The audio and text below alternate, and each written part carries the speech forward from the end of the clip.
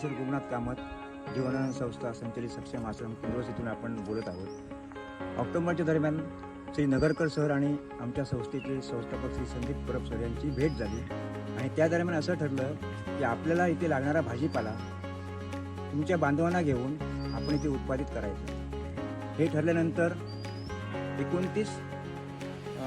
जानेवारीच्या दरम्यान आम्ही ह्या कामाला सुरुवात केली आणि 7 जानेवारीला आम्ही पहिलं क्रॉप म्हणजे पहिलं बियाणे ते घातलं आणि त्या दरम्यान जवळपास एप्रिलच्या 15 तारखेपर्यंत आम्हाला जवळपास 3.5 लाखाचं भाजीपाला उत्पन्न ह्या शेतामधून मिळालं गेलं. याचा आम्हाला फायदा असा झाला, एक तर आमच्या बांधवांना मुबलक आणि ताजी भाजी मिळाली. जे आमचं महिन्याचं भाजीपाल्याचं आश्रमचं बिल 40,000 रुपये व्हायचं ते बिल आमचं 35,000 रुपये कमी होऊन 5,000 रुपयावरती आलं.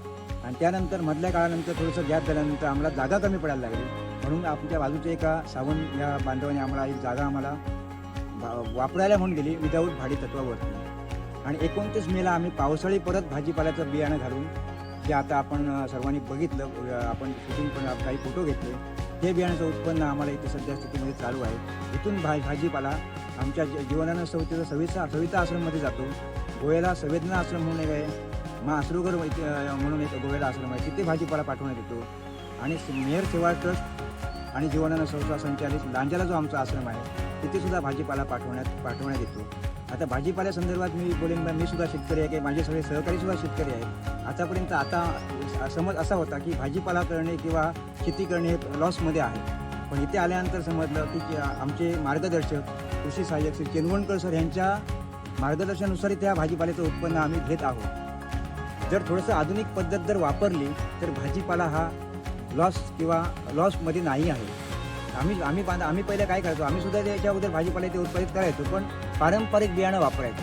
आणि पारंपरिक बियाणामध्ये कसं व्हायचं की त्याला खत द्यायचं नाही किंवा शेणखतावरती नुसतं अवलंबून राहून भाजीपाला उत्पन्न मिळत नसतो. तर शेतकऱ्यांना सुद्धा मी असं आवाहन करेन या निमित्ताने, शेतकऱ्यांनी थोडीशी आधुनिक पद्धत वापरून जर भाजीपाला पिकवला तर एखाद्याला शेतकरी चांगल्यापैकी त्यामधून कमाई करू शकतो. हे सगळं आपल्यासमोर आहे. याचे सर्व श्रेय हे मेहर सेवा ट्रस्ट, नगरकर सर असतील किंवा आमचे संदीप परब सर असतील, माझे सहकारी असतील, जेनवणकर सर असतील, त्याचबरोबर राहुल सर आम्हाला कायम टच करत असतात, या सर्वांना मी देतो.